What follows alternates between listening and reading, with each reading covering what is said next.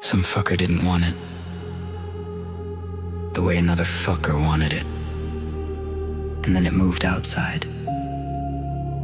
Shut up, man. I want it quiet. Quiet. Glass of bourbon, limp dick, alone. Alone among some people, but still alone. You know that. And they fuck their sweaty asses raw because one won't do it the way the other wants. He won't bend, the other won't break, so they bark like principles or something you can beat into another man's face. So damn banal. Back then, I would have stepped in. First tried diplomacy, then pushed it into something louder, something aggressive, something that turns into what they later call violence. In reports, written by some bored prick who arrived 20 minutes late and still knew exactly what happened.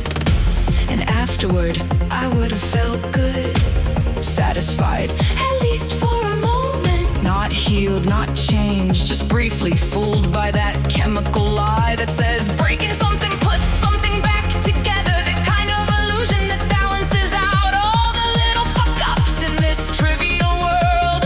Anyway, today isn't back then anymore. And I like my glass half empty on the table, just watching those half-dead idiots drift past. Yeah, those times are gone. I'm an idiot. So I go back to my place, grab a bottle of Jack from the fridge. What happened to the word icebox, huh? Turn the system on, Tracy Chapman. Let's talk about the revolution, yeah? Let's. Right after this drink, and I remember how much I used to despise alcohol and everyone who leaned on that shit. Funny, I don't anymore. It pulls a slight smile out of me, and I drift back to that same old useless crap that somehow feels necessary in a broken kind of way. Tracy really drags every note through the dirt, not even a little bit erotic, just this exhausting weight. I used to call it the voice of eternal doubt, the eternal losers, and now, yeah, now I call it necessary. Funny how everything you mock waits in the hallway until you become it. I could write again, maybe, if I did anything at all, but I don't. Shit, habits, weakness. Today, I'm digging through my own future again, crawling under my own damn table. I'll be fine. The story for that porn mag has to be done by the day after tomorrow. Easy, I'll manage. That's what I say when I've already decided to fail slowly. So I pour one drink, then another, a quarter of the bottle down my dull fucking skull. Not bad for a start. I go again, almost finish the rest. Stop just in time, I think.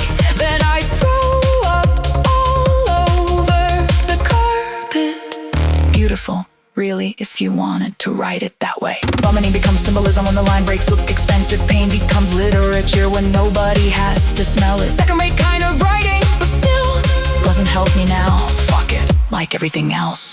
Everything turns banal. The second I name it, it lies down and dies. So I freshen it up. Lesions of the occipital lobe lead to visual failures, chromosomes, deficits in visual recognition. Yeah, lick my ass, right? This intellectual shit can grind hard on shaved nerves. Always has to spill some eternal truth through dry lips. Every drunk with a bookshelf thinks decay sounds profound if he whispers it slowly enough. Banality gets punished by the collapse of its own meaning. Blah blah, finish the bottle and the rest on the carpet. That's it. That's why I like my place. I can throw up wherever I want. That's luxury, call it freedom. If loneliness sounds too honest, if you can even still use that word in a positive tone. News, not Gregston, means they prepare it so the viewer doesn't suffer too much, or maybe does. They cut the screaming to fit the screen, trim the blood, fix the contrast, but despair between commercials, just enough to enjoy throwing up on his own carpet.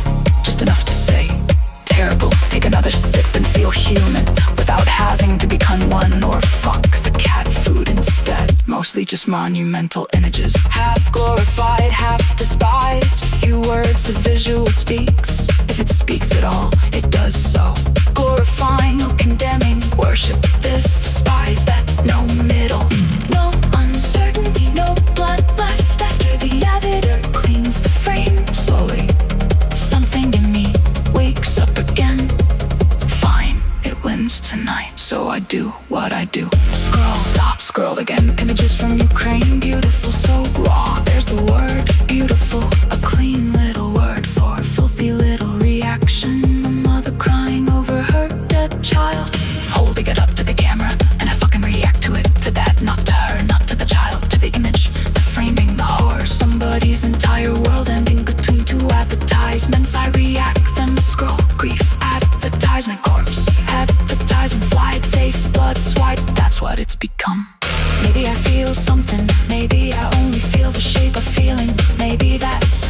whole fucking problem.